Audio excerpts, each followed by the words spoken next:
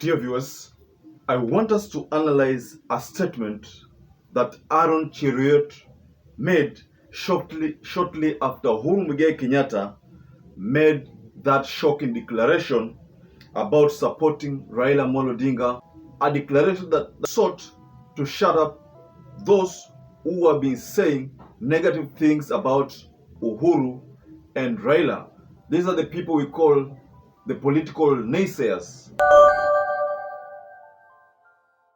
Kuna wale wengine wabunge wengine ambao wanapelekwa kama kwa mnada, wanapelekwa kama mnada, kama ngoma inapelekwa kwa mnada, hata wanasema wanakwenda kutafuta maendeleo.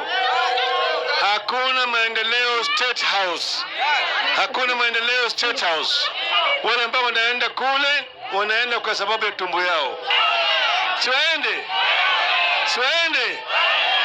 Tumesema afadhali tubaki wachache ambao wako na msimamo. Mimi nimestaafu, niko retired but I am not tired.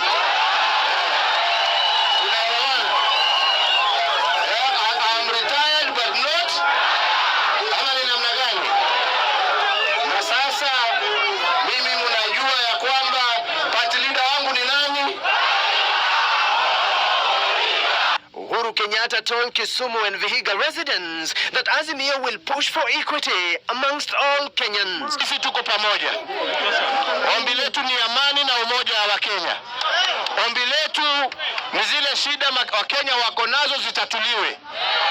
Ombi langu ni vijana wetu wale walikuwa wanafikiria kutakuwa makazi wapate makazi. I think now people who have been peddling rumors that Uhuru will resign from Azimio One Kenya Alliance will have to think twice. Personally, I think Aaron Cheruiyot should go back to video clips of 2018 and see how they were busy fighting Uhuru Muigai Kenyatta projects and tell us whether they were supporting Uhuru Kenyatta by taking Kenyans on a ride with endless lies. Politically, Uhuru Muigai Kenyatta is bigger than Aaron Cheruiyot, and kelele za chura haziwezi kuzuia ng'ombe kunywa maji. Unajua mara mingi watu walikuwa wanaangalia wanasema pengine Uhuru Kenyatta ni kama hako ndani kwa hii maneno. Lakini leo amejitokeza waziwazi na amezunguka, amesema ati party leader wake anabakia kuwa Raila Odinga. Nimeangalia rais mpaka nikamhurumia. Yaani from a president to a follower of a rebel leader. Shame on you kabisa. The confirmation by Uhuru Kenyatta that he is solely behind Raila Amolo Odinga and will support Raila again if he opts for another stab at the presidency is what has left him looking mad. Dear viewers, allow me to take you back to 2020,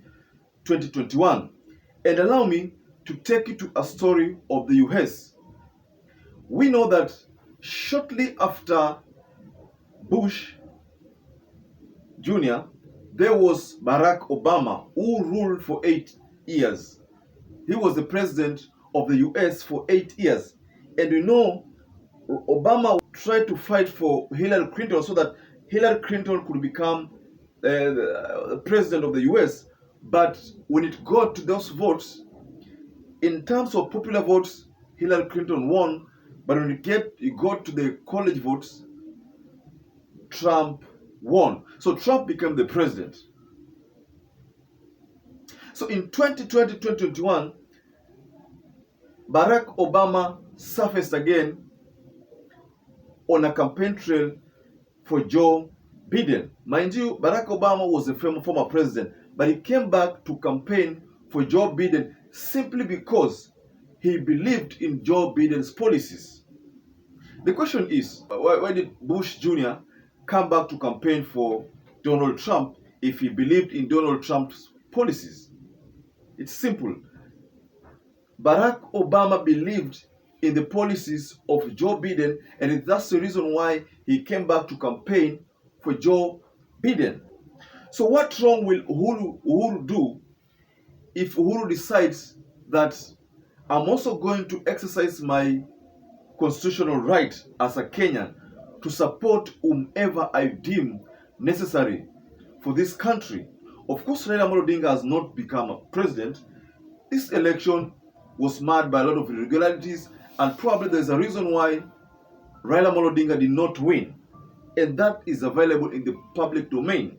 So the point, bone of contention here is that Aaron Cheruyot is trying to tell Uhuru Muigai Kenyatta that umekosa maana by saying that you follow Raila Amolo Odinga.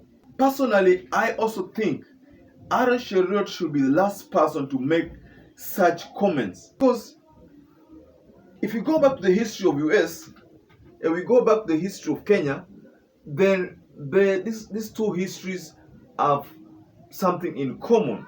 So Uhuru Muigai Kenyatta has a right to support Raila Amolo Odinga. I know that going forward, most of those politicians in Kenya Kwanza are now going to on a retreat, political retreat, because most of them always knew that Uhuru hangejitokeza wazi akasema na msupport Raila Amolo Odinga. Probably that's why even Sabina Chege amekuwa akijipeleka katika Kenya Kwanza akijua kwamba Uhuru ni hivyo, Uhuru hata support mtu.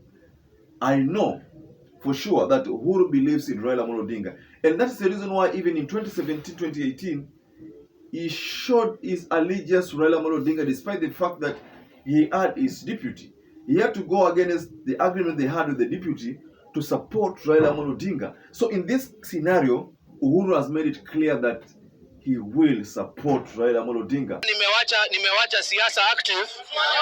Mimi bado ni mfuasi wa nani? Mfuasi wa nani? Sasa akiniambia twende lazima twende.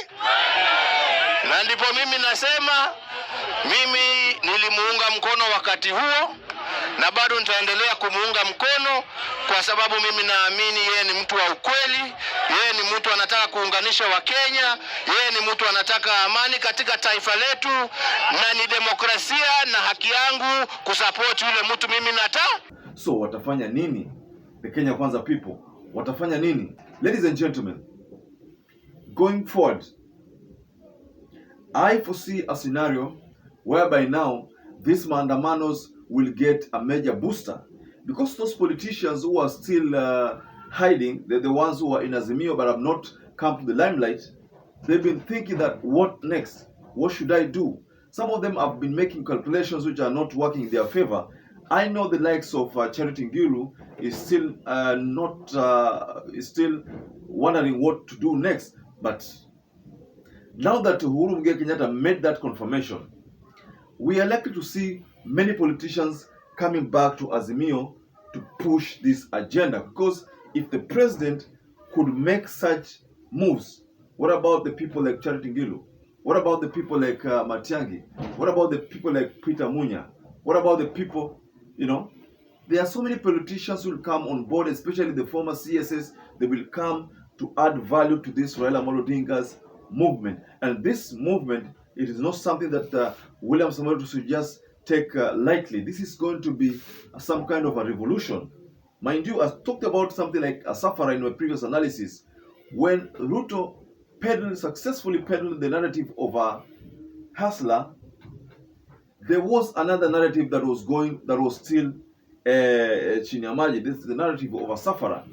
Are we elected to see the narrative of a sufferer being peddled in this electioneering period? Because in the next electioneering period, because if you declare yourself as a hustler, and now it comes to a scenario where now you will have to declare yourself as a sufferer, because the government is coming to take everything that you have.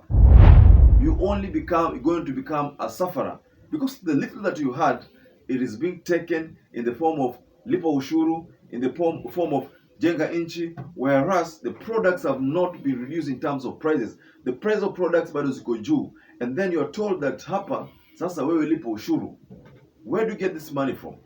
Most of the hustlers supported this government because they believe that they would get jobs, and it's the reason why Uhuru Muigai Kenyatta has said in that statement that, look here, watu wapewe kazi zile waliahidiwa.